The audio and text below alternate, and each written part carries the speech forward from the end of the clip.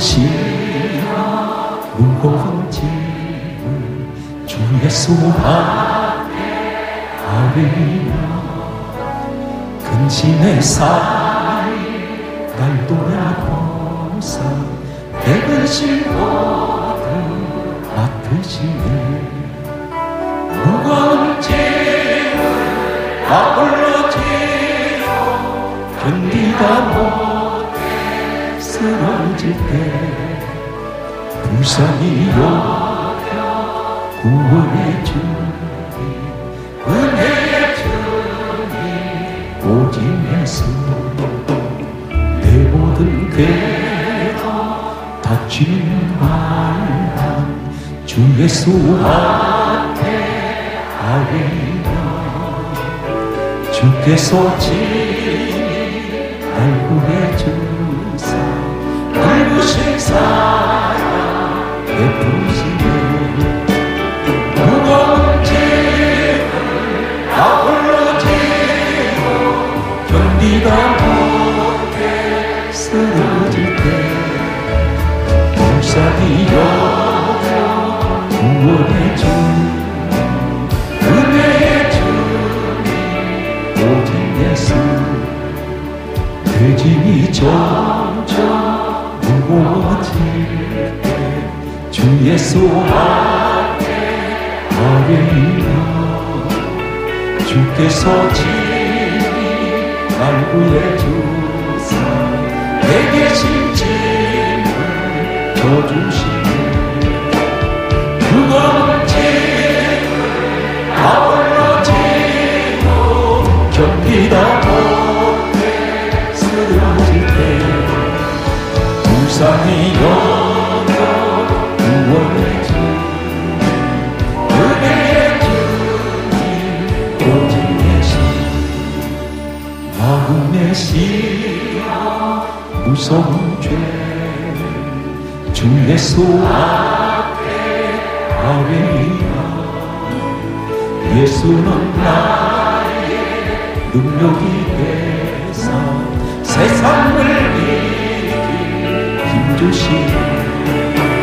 무거운 짐을 아울러 지고 견디다 못해 쓰러질 때 불쌍히 여겨 구원의 주님 은혜의 주님 무거운 짐을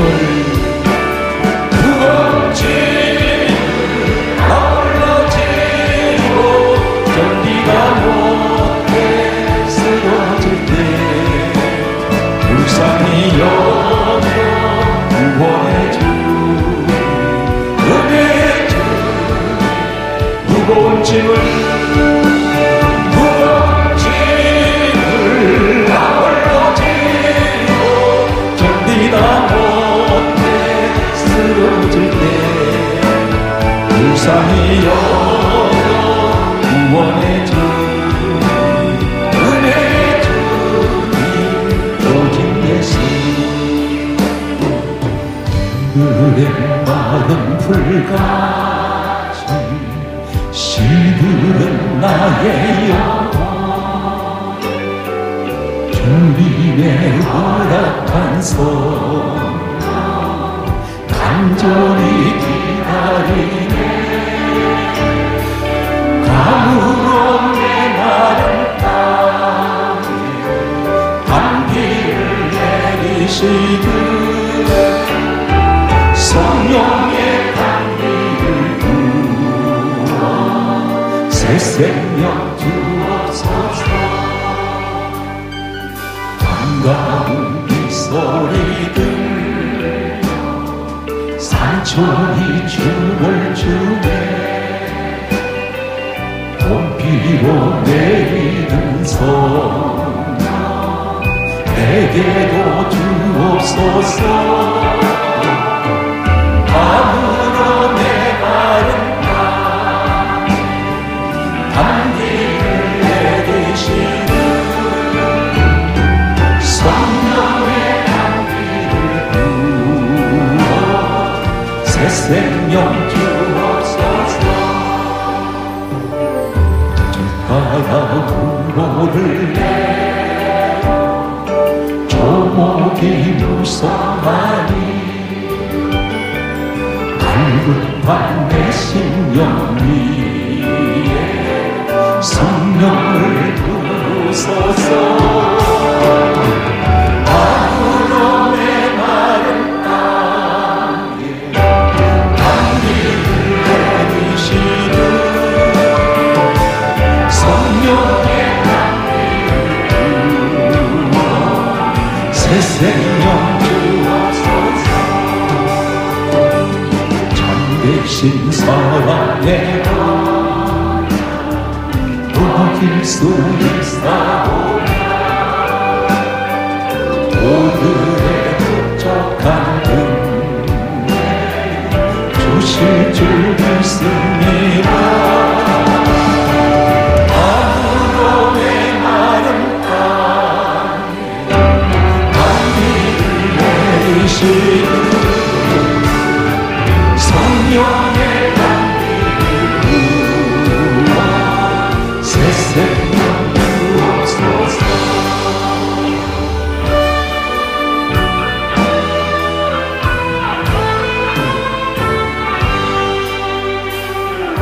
인생길 험하고 마음 지쳐 살아갈 용기 없어질 때 노을로 앉아서 낙심치 말고 예수님 품으로 나오시오. 예수님은 나의 생명, 믿음, 소망, 사랑 되시 십자가 보혈 자리의 손길로 상처 입은 너를 고치시니 평생의 모든 풀어줘. 세상의 친구 다 떠날 때 노루에 앉아서 울지만 말고 예수님 품으로 나오시오. 예수님은 나의 생명, 믿음, 소망, 사랑 되시 십자가 보혈 자리의 손길로 상처 입은 너를 고치시니 모든 밤 지나며 새날 오고 겨울이 가면 봄이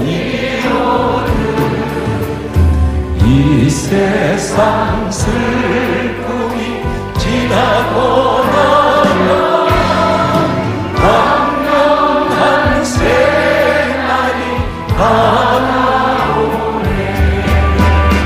예수님은 나의 생명, 믿음, 소망, 사랑 되신 십자가 보혈 자리의 손길로 상처 입은 너를 고치시니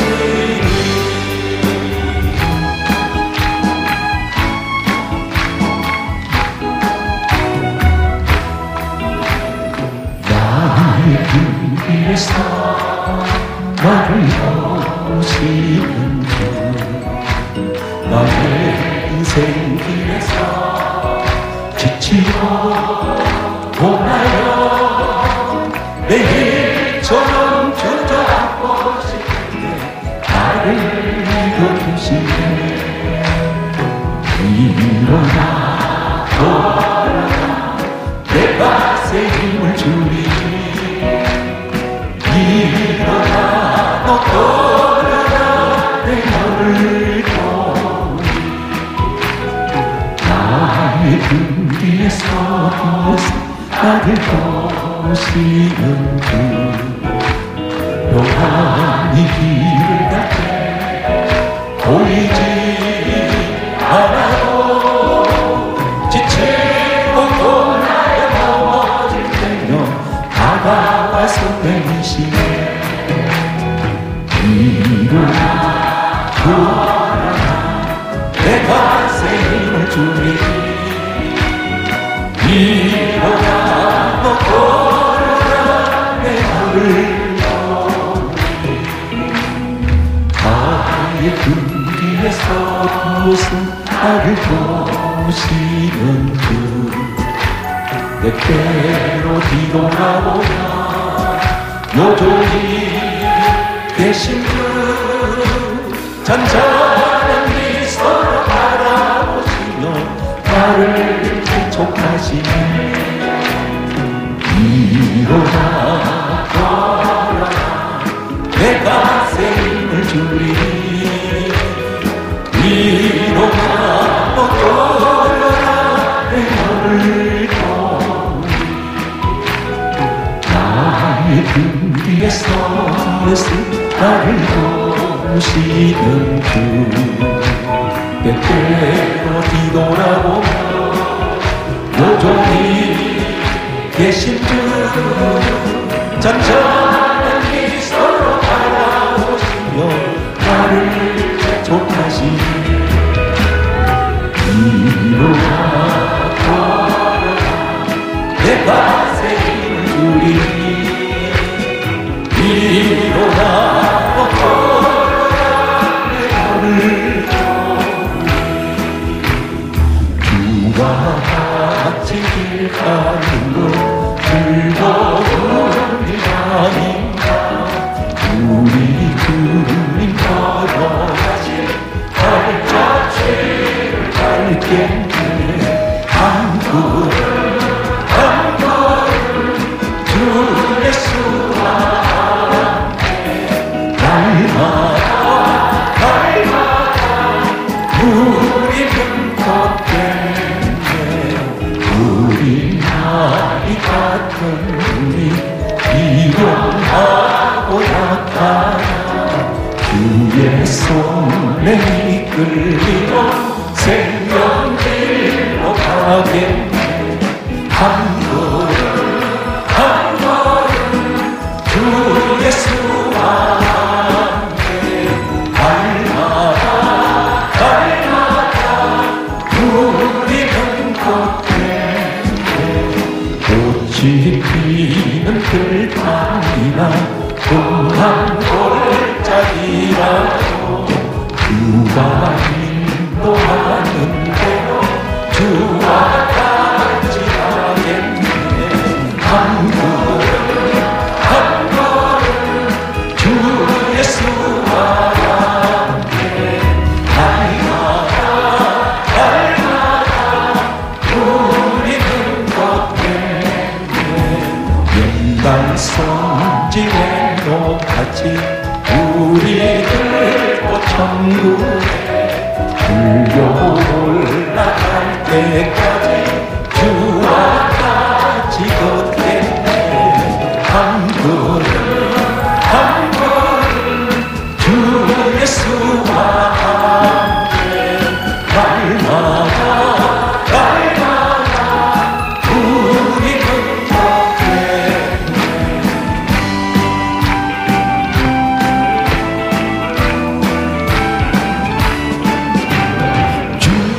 친절한 아내한 기세 우리 평안하리니 항상 기쁘고 복이 되겠네 영원하신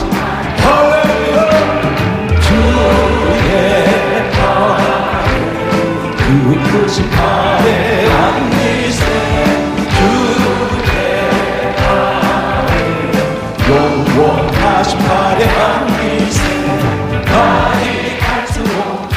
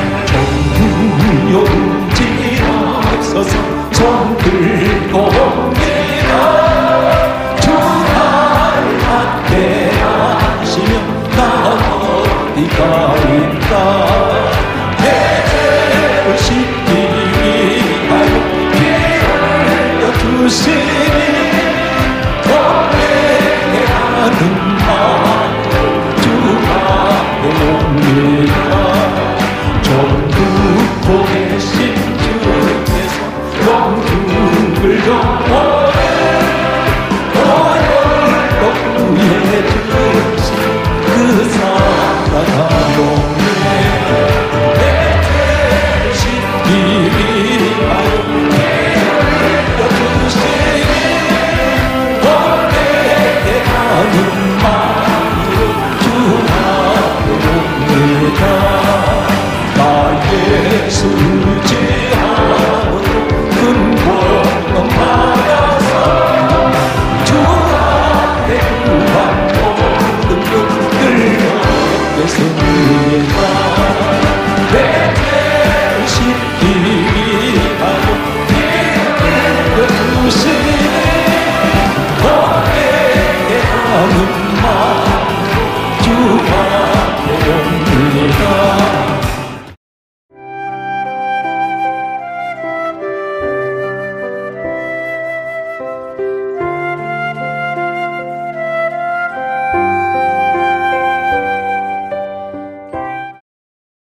이 시대는 한마디로 신용 사회입니다. 불량거래라는 말을 우리는 많이 듣습니다. 이 사람은 신용이 없다는 얘기가 됩니다. 우리가 많은 주변 사람들이 있어도 내가 저 사람은 정말 믿을 수 있어 하는 사람이 있는가 하면 저 사람은 아무래도 믿을 수가 없다고 하는 사람이 있습니다.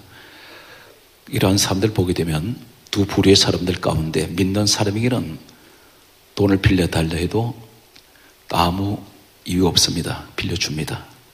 믿기 때문에. 그런데 신용이 없는 사람은 별 말을 다 하고 아무리 무슨 이야기를 설득을 해도 그 사람은 내가 불신하는 사람이기 때문에 믿질 못합니다. 그래서 무슨 일이든 작은 액수의 돈이라도 빌려주는 것을 꺼려할 때가 있습니다.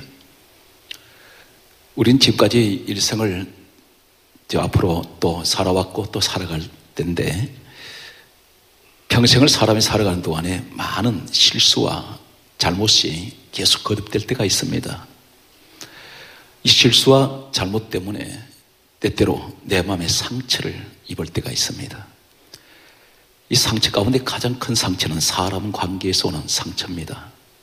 아물지가 않습니다. 벌써 꽤 오랜 시간이 흘렀는데 부모님부터 오는 상처, 어릴 때부터 지워지지 않는 유쾌하지 않는 그런 상처가 있습니다. 부모님한테 받았던 상처, 그리고 형제에게 오는 상처.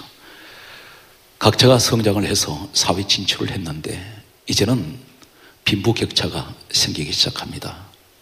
같은 형제인데도 한 형제는 사회 지도층에 올라가 있고 나는 하루 한 끼 끼리를 걱정해야 하는 이런 환경에 접하다 보니까 같은 형제지만 만나는 것 자체가 서로 부담스러워합니다. 이러한 시대를 살아가는 우리들에게 하나님께서는 한 사람을 말씀하고 있습니다. 이 사람은 상처가 있는 사람이에요. 그리고 이 사람은 한 사람을 통하여 불신감을 가졌던, 그리고 이 사람은 그 사람을 믿지 못했던 사람이 있습니다. 같이 일할 수 있는 기회가 왔는데도 일을 하지 못하는 이러한 사람이 있습니다. 이 사람은 우리가 잘 아는 바울이라는 사람입니다. 기독교 2000년 역사, 다시 말해서 예수님께서 이 땅에 오신 지가 2000년이 지난 동안에 인류에는 수많은 사람들이 태어나고 이 땅을 떠났습니다. 그 가운데에서 약 2000년 동안 하나님께서 가장 크게 들어서셨던 한 사람이 있습니다. 그 사람은 바울입니다. 이 사람은 어느 정도 능력을 하나님께서 부어주셨느냐면 자신이 몸에 지니고 있던 천조각, 손수건이나 앞치마만 사람들이 가져다가 갖다 얹어도 귀신이 떠나가고 병이 치료되었던 이런 가공할 능력이 이 사람에게 있었습니다. 그리고 이 사람은 최초의 유럽의 마게도니아 성령께서 환상 중에 이 바울을 불러서 유럽에 복음 전하게 했던 사람, 성령께서 아시는 사람, 성령께서 이 사람을 가장 필요로 했던 사람. 그리고 이 사람은 또 어떤 사람입니까? 우리가 가지고 있는 신약 성경 27권 가운데 학자들은 이렇게 말합니다. 13권에서 14권을 성경을 기록했다고 전해지는 13권에서 14권이라 말은 학자들에 따라서 성경이 13권이다, 14권이다. 바울이 기록한 이 내용을 가지고 약간씩 견해 차이가 있습니다. 그래서 13권 내지 14권으로 말씀을 드립니다. 이 사람은 주님을 위해서 평생 사역하다가 순교한 사람입니다.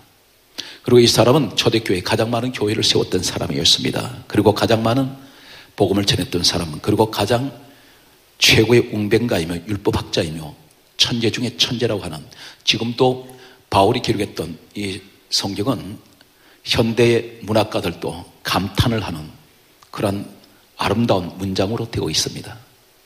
이러한 사람이 한 사람을 통하여 불신감을 갖게 되고 이 사람하고 같이 일을 하다가 헤어지면서 다시는 보지 않으려고 했던 한 사람이 있습니다. 참고로 말씀드리면 이 바울은 AD 35년 역사는 이렇게 전하고 있습니다. 그가 사도행전 9장 1절 이하의 사건을 보게 되면 이 사람은 원래가 율법학자입니다. 이 사람은 유대인입니다. 예수를 믿는 사람들을 찾아다니면서 괴롭혔고 그를 잡아다가 옥에 가두기도 하고 죽이기도 했던 사람이었습니다. 그날도 다메섹 길에서 예수 믿는 사람을 잡으러 가다가 찬란한 빛이 비치면서 하늘에서 말씀이 들려왔는데 주님의 음성이었습니다. 여기서 예수님을 영접한 그는 회심을 하게 되었고 그 다메섹 도상에서 꼬꾸라져 버립니다. 여기서 이 사람은 주님께 사명을 받게 됩니다. 이 일이 있기 전에 이 사람은 왜 선택을 받았냐면 예수님께서는 12 사도들을 선택을 했습니다. 12 제자들을 선택을 하셨는데 그 가운데 가룟 유다가 있었습니다. 이 가룟 유다는 은삼십에 예수님을 십자가에 팔아버렸습니다. 예수님께서는 가룟 유다를 통해서 십자가의 고난을 당하시게 되었습니다.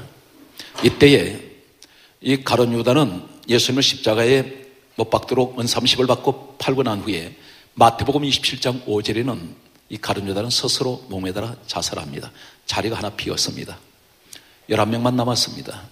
11명 제자들이 한 사람을 선택해서 세웠는데 사도행전 1장 26절 말씀 보게 되면 마띠아라는 사람이 세워졌습니다.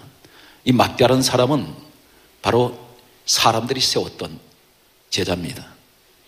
그런데 전 성경을 보게 되면 사도행전 1장 26절에 마띠아가 오늘 12 제자들 수에 가입이 되었다고 이렇게 기록되면서부터 이 사람 이름은 성경이 전혀 나타나지 않습니다. 사도행전이라고 말합니다. 왜 사도행전이라고 말하냐면 사도들, 12 사도들의 행적을 기록한 책이기 때문에 사도행전이라고 그렇게 부릅니다. 마태마가 누가 요한복음은 예수님 사역을 기록하고 있습니다. 성령이 임하고 난 뒤에 사도행전이 시작되는데 이 마띠아가 사람이 세운 지도자, 이 사람은 일을 하지 않았습니다. 사도행전에는 많은 제자들이 사역이 기록되고 있습니다. 그런데 마띠아에 대해서는 전혀 기록이 없습니다. 이것은 무엇을 단적으로 보여주고 있냐면 그는 직분은 받았는데 일을 하지 않는 사람이었습니다. 그 사람 누가 세웠습니까? 사람이 세웠기 때문입니다. 주님께서는 이 가룟 유다 자리에 또 한 사람을 주님이 직접 찾아서 세운 사람이 바로 사도행전 9장 1절에 나타나는 바울이었습니다. 예수님께서 33세를 일기로 감남산에서 성천하신 후에 약 2년이 흘렀습니다. AD 35년 이 바울은 주님으로부터 부르심을 받게 되었고 그리고 그는 성경은 이 사람에 대해서 이렇게 역사는 기록하고 있습니다. AD 45년 역사는 또 이렇게 정언하고 있습니다. 사도행전 13장 13절 말씀 보게 되면 이 바울은 1차 전도 여행을 떠나게 됩니다. AD 35년에 주님을 영접하고 난 후에 회심하고 난 후에 AD 45년이면 10년 세월이 흘렀습니다. 선교 여행을 떠났습니다. 이때 성경은 이렇게 강조하고 있습니다. 사도행전 13장 13절 말씀 보게 되면 바울이 함께 전도 여행을 떠났던 사람들 가운데 요한이라고 하는 사람이 있었습니다. 이 요한이라는 사람이 같이 동행을 하다가 밤빌리아라는 지역에 왔을 때에 요한이라는 이 사람이 중도에 돌아가 버렸습니다. 예루살렘으로 돌아갔다고 성경이 그렇게 정언하고 있습니다. 이 요한이 누구냐면 마가 요한이라고도 부르기도 합니다. 마가란 말은 라틴어로 마가라고 부릅니다. 그런데 이 사람은 어떤 사람은 상당한 재력가입니다. 많은 돈을 가지고 있었던 그런 재산가였습니다. 참고로 말씀드리면 예수님께서 이 땅에서 최후의 만찬을 베푸실 때에 그 집이 어디 집이냐면 마가 요한의 다락방이었다고 그렇게 정언되고 있습니다. 또 이 사람이 어떤 사람이었느냐면 사도행전 2장 1절 사건에 보게 되면 오순절 성령 역사가 임할 때 120여 명이 성령을 받을 때 마가 요한의 다락방으로 역사는 기록하고 있습니다. 이 사람은 집은 대단한 부자였습니다. 그가 전도 여행을 할 때에 바울을 따라갔습니다. 따라갔는데 왜 중도에서 돌아왔느냐면 우리 이렇게 추측할 수가 있습니다. 전도 여행이라는 것이 낭만이라고 생각했는지 모릅니다. 쉽게 여행 삼아 가는 것으로 알았습니다. 그런데 계속 따라가다 보니까 대단히 피곤하고 고달픕니다. 계속해서 한마디로 고생스럽습니다. 이 사람은 많은 부요를 누렸던 사람이기 때문에 고생이라는 것을 별로 해본 적이 없었을 것입니다. 이 사람은 중도에서 포기해버렸습니다. 누구 일입니까? 주님 일이었습니다. 그런데 바울은 어떤 성격을 가지고 있냐면 아주 강직합니다. 타협을 모르는 사람이었습니다. 한번 목표를 설정하면 반드시 그 목표를 이룰 때까지는 포기하지 않는 사람이 바울의 성격인 것을 성경을 통해서 우리는 볼 수 있습니다. 이 사람은 중도에서 포기하고 돌아간 사람을 이해할 수가 없었습니다. 바울의 생각으로는 도저히 용서할 수가 없었습니다. 바울의 마음속에는 이 마가 요한에 대한 한 가지 이미지가 어떤 이미지냐, 불신감을 가지고 있습니다. 다시는 저 사람과 일하지 않겠다는, 다시는 저 사람을 데리고 가지 않겠다는 이러한 마음을 가지고 있었습니다. 시간이 흘러갑니다. 6년째 AD 51년 성경은 사도행전 15장 37절에서 39절에 성경은 다음과 같이 정언하고 있습니다. 전도 2차 여행을 떠나게 되었습니다. 이때 바울이 2차 전도 여행을 떠날 때에 한 사람이 같이 동행하게 됩니다. 바나바라는 사람이 같이 따라가게 됩니다. 바나바가 이렇게 말합니다.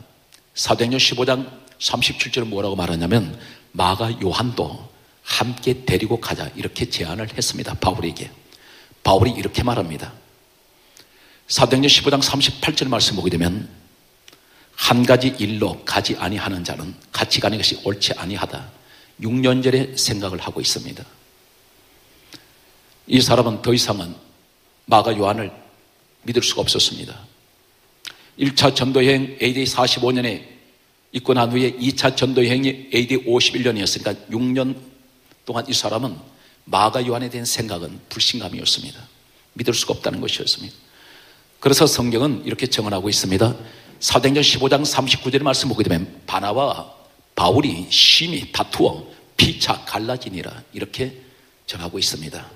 심히 다투었다는 이 원어의 해석은 이렇게 해석할 수가 있습니다.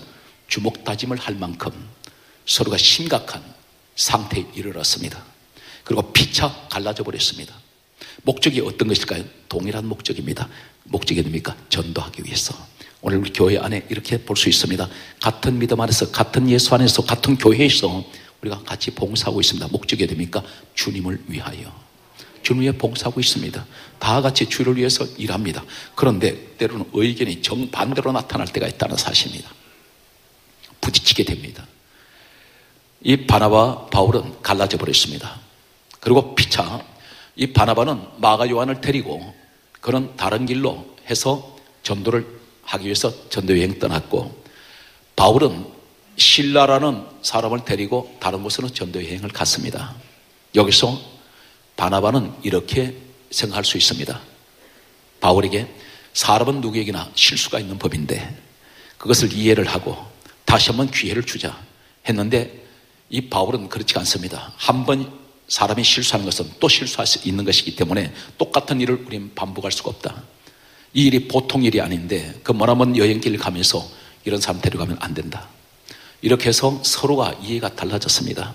그런데 참고로 말씀드리면 바나바는 마가 요한의 삼촌입니다. 서로 생질지간입니다. 친척이기 때문에 이 바나바는 친척에 대한 자기 조카에 대한 배려가 있었을 것입니다. 그러나 이 바울은 공과 사를 분명하게 선을 긋는 사람이었습니다. 피차 갈라졌습니다. 세월이 흘러갑니다. 약 15년이 흘렀습니다. 바울은 역사에 보게 되면 AD 67년에서 68년 사이에 이 사람은 역사학자가 전하기를 이 바울이 순교했던 해가 AD 68년경으로 보고 있습니다. 이때 정확하게 말씀드리면 AD 66년에서 67년 사이에 이 사람은 로마의 황제였던 네로 황제에 의해서 그는 체포되게 됩니다. 그래서 로마 감옥에 수감되었습니다. 사형 집행을 당하게 되었습니다. 더 이상은 이제 감옥에서 나올 수가 없습니다. 이 사람은 사형 집행을 기다리면서 눈앞에 죽음이 서서히 다가오는 그 순간에 이 사람은 마지막 글을 쓰게 됩니다. 로마 감옥에서 쓴 마지막 글은 바로 오늘 본문 디모데 후서입니다. 이 디모데 후서를 쓰면서 가장 가슴 아파하고 가장 이 사람이 괴로워한, 그리고 대단히 쓸쓸한 그런 혼자만이 앉아서 글을 쓰는 한 사건이 성경에 등장하고 있습니다. 그 사건이 바로 디모데 후서 4장 10절과 11절 내용입니다. 여러분에게 소개합니다. 바울에게 이렇게 고백합니다. 데마는 이 세상을 사랑하여 나를 버리고 데살로니가로 갔다, 이렇게 말합니다. 데마가 어떤 사람이냐면 바울을 평소에 그림자처럼 따라다녔던 사람이었습니다. 그런데 이 사람이 바울의 죽음을 눈앞에 두었을 때 미련 없이 떠나버립니다. 그는 세상을 사랑했던 사람이었습니다. 이 세상을 사랑하여 나를 버리고 갔다는 이 바울은 그 단어 하나 속에 비참한, 그리고 비통한 그런 아픈 마음을 가지고 있습니다. 이 세상을 사랑했다는 것은 어쩌면 데마는 그동안 바울을 쫓아다녔던 것은 출세하기 위하여, 무엇인가는 바울을 통해서 부를 얻기 위해서, 세상 것을 쥐기 위해서 따라다녔는지 모릅니다. 그런데 바울이 떠날 때에, 이 죽음의 순간을 다가올 때 데마는 더 이상은 이 사람을 따라다녀 봐야 소망이 없고 내가 얻을 것이 없다는 생각을 했는지 모릅니다. 자기 중심적인 생각을 갖게 됩니다. 그래서 그런 미련 없이 감옥에 있던 이제는 나이가 이제 노년이 되어버린 이 바울을 버려버렸습니다. 그리고 그는 데살로니가로 가버렸습니다. 데살로니가는 그 당시에 아름다운 그런 도시였고 가장 경제적으로 부유한 도시였습니다. 그것을 향해서 갔습니다. 계속해서 디모데후서 4장 10절은 또 이렇게 말하고 있습니다. 그레스에게는 갈라디아로 갔습니다. 그레스에라는 사람도 데마와 동일한 사람이었습니다. 바울 주변에 있었습니다. 그도 떠나갔습니다. 또 계속해서 한 사람을 소개하고 있습니다. 디도는 달마디아로 갔습니다. 이 사람에게 세 사람이 다 떠났습니다. 사랑하는 성도들은 우리의 모습을 볼까요? 내가 한때는 힘이 있고 가진 돈이 있고 젊음이 있을 때에 사람들은 나를 중심으로 모여듭니다. 오지 말려도 찾아옵니다. 전혀 모르는 사람까지도 찾아옵니다. 그런데 내게 서서히 인생의 석양길을 향해서 갈 때에 내가 몸이 아파지거나 가진 물질을 잃어버리고 세상 권력이 떠나갈 때에 사람들은 하나씩 둘씩 떠나가더라는 사실입니다. 여기서 이 바울은 대단히 쓸쓸하고 외로운 죽음을 맞이하고 있습니다. 그러면서 디모데후서 4장 11절에 바울은 이렇게 말합니다. 누가만 나와 함께 있느니라, 이렇게 말하면서 그가 마지막으로 하는 말은 마가를 내게로 데리고 와달라, 그렇게 부탁합니다. 이 마가가 누굽니까? 15년 전에 바나바와 심히 다투어 싸웠던, 데리고 갈 수 없다고 했던 마가 요한이었습니다. 이 사람은 마지막 이 땅에 떠나기 전에 보고 싶었던 사람이 있었습니다. 그 사람이 바로 다시는 보지 않겠다고 생각했는지 모릅니다. 바로 마가 요한을 보고 싶어 했습니다. 그리고 그를 용서했습니다. 그리고 그를 이해했습니다. 그리고 그를 사랑하기 시작합니다. 그래서 남은 감옥 생활이지만 그 생활 속에서 마가와 함께 일하고 싶었습니다. 그래서 그를 불러달라고 말합니다. 전해지는 전성에 의하면 이 마가 요한은 이때로부터 바울에게 와서 그가 마지막 순교할 때 그의 시신을 거두었던 사람이 마가 요한으로 알려지고 있습니다. 우리는 1년 이 사건 속에서 무엇을 생각합니까? 한때는 내게 상처를 주었던 사람, 혹시 기억나는 분이 없나요? 내게 지워질 수 없는 아픈 상처를 남겼던 사람, 내가 생각하면 그를 용서할 수 없다고 생각했던 사람들이 있습니다. 미워합니다. 아직도 그 사람에 대한 원한을 갖고 싶어 합니다. 그런데 우리가 이 땅을 사는 동안에 바울 같은 모습이 되어야 될 것은 내가 이 땅 떠나기 전에 그 사람들과 화해하고 용서해 주기를 원합니다. 주님은 그것을 우리에게 원하고 있다는 사실입니다. 용서했을 뿐 아니라 사랑할 수 있는 마음을 하나님 가지기를 원합니다. 혹 부모님께 상처받은 적이 있습니까? 그것을 가지고 아직도 몇십 년 전의 것을 끄집어내는, 그리고 그것을 다시 마음속에 담고 있는 그런 사람 없나요? 자식 때문에 상처받았습니까? 용서하시기 바랍니다. 그리고 사랑할 수 있는 마음을 가지게 해달라고 기도하십시오. 그리고 한 번이라도 그와 같이 있고 싶어하는 오늘 바울 같은 모습이 되시기를 바랍니다. 성경은 우리에게 다음과 같이 말씀하고 있습니다. 하나님의 심장, 하나님 마음은 어떤 분일까요? 하나님께서 상처를 얘기한다면 우리 하나님만큼 많은 상처를 가진 분이 없습니다. 모세라는 사람이 있습니다. 이 모세는 하나님께서 모세가 태어날 때부터 선택했습니다. 노예 생활하고 있는 이 히브리 민족에서 태어난 이 모세를 하나님께서는 지도자로 쓰시려고 준비하셨는데 이 사람이 애굽의 왕자로 40년 동안 있었습니다. 그런데 이 사람이 하나님의 일을 하는 사람이 출애굽기 2장 12절의 말씀 보게 되면 이 사람은 자기 육신의 힘을 믿고 세상 권력을 의지하고 충동적으로 감정적으로 혈기로 사람을 때리는데 죽어버렸습니다. 일로 인해서 그는 도망자가 되었습니다. 모든 걸 다 박탈당합니다. 쫓기는 몸이 돼서 미디안이라는 광야 속에서 이곳은 사람이 살지 않는 곳입니다. 사막 중에 사막, 열사의 사막으로 도망간 그는 도망자 생활 40년을 하게 됩니다. 하나님 보실 때 모세 안 서실 수 있습니다. 하나님 말씀대로 기도하고 하는 방법으로 해야 되는데 그것을 육신의 힘을 믿고 하다가 다 잃어버린 그를 하나님은 기억 속에서 지워버릴 수 있습니다. 그런데 40년 후에 도망자 이 모세를 하나님 찾아오셨습니다. 그리고 그를 용서하시고 사랑하신 우리 하나님은 그를 40년 만에 다시 기회를 주셔서 이스라엘의 지도자로 세우셨습니다. 그리고 40년을 아름답게 이 모세는 사역을 잘 감당하고 그런 마지막 요단강 앞에서 120세 나이를 일기로 세상을 떠났습니다. 성경엔 또 한 사람이 있습니다. 아브라함이라는 사람이 있습니다. 로마서 4장 11절에 믿음의 조상이라고 했습니다. 이 아브라함은 하나님께서 75세에 창세기 12장 1절 이하에 부르셨습니다. 그리고 하신 말씀 가운데 너 자손을 하늘의 별과 같이 바다의 모래같이 내가 번성하게 하리니 약속하셨습니다. 10년이 지나갔는데 아브라함은 하나님 말씀이 이루어지지 않는 것을 알고 초조하고 불안했습니다. 그런 기다리다 못해서 창세기 16장 16절에 그의 나이 86세 때에 성경은 나이를 기록하고 있습니다. 만 10년이 흘렀습니다. 75세 부름받고 86세에 이 사람은 이스마엘이라는 하갈의 여자의 몸을 통해서 아들을 낳게 됩니다. 하나님 약속의 아들이 아니었습니다. 하나님께서는 86세에 아브라함이 이스마엘을 낳았을 때 하나님께서는 아브라함을 떠나버리십니다. 그리고 창세기 17장 1절에 아브라함 나이 99세 때에 13년 만에 다시 찾아오셨습니다. 하나님은 이 아브라함이 무수하게 넘어지는 것을 보고 계셨습니다. 너는 너의 본토 친척 아비를 떠나 내가 내게 지시한 땅으로 가라고 말씀하실 때 여기서 아버지도 떠나고 부모 형제를 떠나라 그랬습니다. 친척도 떠나라 했습니다. 그러나 이 아브라함은 아버지 데라가 같이 갔고 조카 롯도 데려갔습니다. 여기서 또 하나님 앞에 불순종한 모습을 보게 됩니다. 그리고 그는 하나님께서 가뭄이 든 땅에 가나안 땅에 그냥 있으라고 하실 때에 이 사람은 애굽으로 내려가 버렸습니다. 불순종합니다. 그리고 자신의 아내를 누이 동생이라고 속여서 바로왕에게 주어버렸습니다. 계속해서 보게 되면 이 사람은 이스마엘을 낳았을 때 하나님께서 13년 동안 하나님과 아브라함은 대화가 끊어졌습니다. 하나님은 아브라함을 버릴 수 있습니다. 그런데 하나님은 13년 만에 99세가 되었을 때 찾아오셨습니다.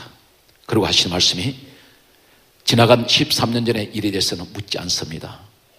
그러면서 약속하셨던 아들 이삭을 아브라함 나이 100세 때에 아들을 주셨습니다. 용서하시고 사랑하시면서 다시 한번 기회를 주셔서 일하게 하셨던 우리 하나님.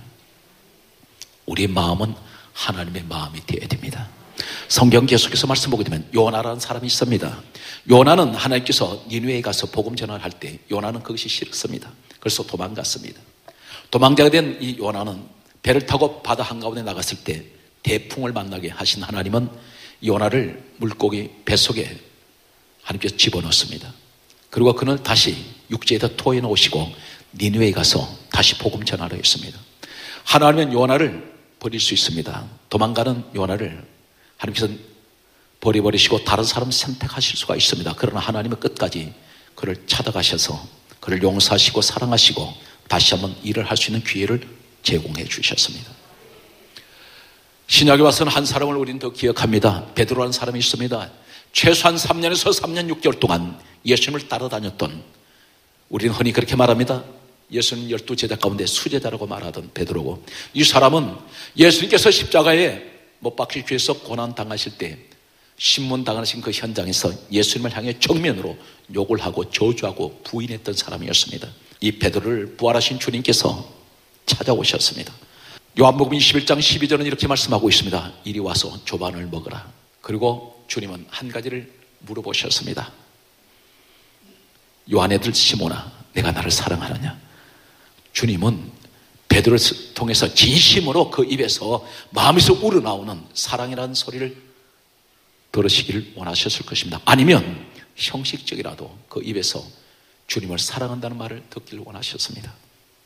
이때에 베드로가 제가 주님을 사랑합니다, 이 말 한마디에 주님께서는 용서하시고 사랑하시고 기회를 또 주세요. 너는 내 양을 먹이라. 그러면서 이 사람을 사도행전 2장 1절에 오순절날 성령이 임하는 그 현장에 데려다 놓으셨습니다. 여기서 성령을 받았던 베드로는 하루에 3,000명, 5,000명을 회개시키고 전도했던 사람이었습니다. 그림자만 지나가도 귀신 들린 사람이 귀신이 떠나버리고 병이 치료됐던 이 베드로, 오늘 이러한 일련의 모습을 통해서 하나님께서 우리에게 하시는 말씀이 있습니다. 지나간 일로 인해서 부부 사이에 특히나 말 한마디 그 실수, 아니면 행동의 그 실수, 잘못으로 인하여 상대방에게 깊은 상처를 남긴 일이 있다면 아직도 나는 그를 용서하지 못한다고 생각하고 아직도 그 응어리진 것을 늘 품고 다니는 아내가 있다면, 아니면 남편이 있다면, 오늘 성경이 이렇게 말씀합니다. 마태복음 6장 14절에 예수님이 직접 하신 말씀이 이렇게 말씀하고 있습니다. 너희가 사람의 과실을 용서하면 천부께서도 너희 과실을 용서하시려니와 너희가 사람의 과실을 용서하지 아니하면 너희 아버지께서도 너희 과실을 용서하지 아니하시리라. 무슨 말인지 아십니까? 너는 자꾸 죄를 나한테 회개를 하는데 중요한 것은 네가 지금 용서하지 못하는 사람이 있지 않느냐, 미워하는 사람이 있지 않느냐, 그 사람의 실수를, 잘못을 너는 그 사람을 용서하지 않고 있는데, 네가 그 사람의 잘못과 실수를 용서한다면, 과실을 용서한다면 내가 너 용서해 줄 수 있다는 것입니다. 그러나 네가 아직도 그 사람을 용서하지 않는다면 나도 너를 용서하지 않겠다는 것입니다. 이것이 땅에서 풀어라는 것입니다. 그래야 하늘에서 풀어질 것이라는 것입니다. 누가복음 17장 3절에 이렇게 말씀합니다. 예수님께서 말씀하시기를 죄를 회개하거든 용서하라, 그렇게 말씀하세요. 회개란 말이 어떤 말입니까? 잘못된 길을 돌이킬 때에, 이것을 회개입니다. 우린 대개 입으로 회개한다고 말합니다. 그러나 입으로 말하는 회개는 온전한 회개가 아닙니다. 회는 합니다. 개는 돌이킬 개자를 쓰고 있어서 유턴하라는 것입니다. 죄에서 돌아서라는 것입니다. 이것이 진정한 회개입니다. 회개의 열매를 맺으라고 말씀하고 있습니다. 성경 말씀을 보게 되면 성경은 다음같이 말씀하고 있습니다. 요한복음 13장 35절에 말씀하고 있습니다. 너희가 서로 사랑하라. 서로 사랑하면 이로써 모든 사람들이 너희가 내 제자인 줄 알리라 그러셨어요. 우리가 제자 된다는 것이 뭘 말입니까? 우리는 성경 공부해서 제자 됩니까? 아닙니다. 성경을 몇백 동, 몇천 동을 한 것이 중요한 것이 아니라 서로 사랑하는 마음이 있다면 너는 바로 내 제자라는 것입니다. 이해가 되십니까? 성경을 한 군데 더 소개하겠습니다. 요한일서 4장 20절은 누구든지 하나님을 사랑하노라 하고 그 형제를 미워하면 거짓말하는 자니 그 형제를 사랑하지 아니하면서 보지 못하는 하나님은 사랑할 수 없느니라. 무슨 말인지 아세요? 내가 하나님 사랑합니다, 그렇게 주님 영광 받으세요, 주님 찬양 받으세요, 주님 사랑합니다 아무리 수백 번 외쳐도 네가 형제를 미워하면 너는 나한테 거짓말하는 자라는 것입니다. 그러면 사실 말하자면 그 형제를 사랑하지 아니하면서 어찌 내가 보지 못하는 하나님을 사랑한다고 할 수 있느냐, 그 말씀입니다. 오늘 이 땅에 사람 관계가 풀리시기 바랍니다. 용서하십시오. 성경이 이렇게 마지막으로 우리에게 이렇게 말씀합니다. 에베소서 4장 32절에 다음같이 말씀합니다. 서로 인자하게 하며 서로 불쌍히 여기며 서로 용서하기를 하나님의 그리스도 예수 안에서 너희를 용서하신 같이 하라 그러셨어요. 내가 너희들 용서한 같이 그 사람들도 용서하라는 것입니다. 주님의 용서는 어떤 것일까요? 이유를 묻지 않았습니다. 누구든지 예수 안에만 들어오면, 예수를 믿으면 구원받습니다. 이해가 됩니까? 지나간 걸 따지지 마십시오. 묻지도 마세요. 그를 사랑으로 감사하시기 바랍니다. 오늘 이것이 바로 누구의 마음이었냐면 주님의 마음이었는데 바울이 그 마음을 가졌습니다. 떠나기 직전에 그는 마가를 만나고 싶었습니다. 용서도 구하고 싶었고, 그리고 그를 용서하기를 원했고, 사랑하기를 원했고, 짧은 나머지 감옥 생활했지만 그 속에서 마가와 함께 일하기를 원했습니다. 오늘 여러분의 가정이 항상 용서와 사랑이 있는, 그리고 주님이 다시 함께 하시는 그런 가정 되시기를 주 예수 이름으로 축복합니다.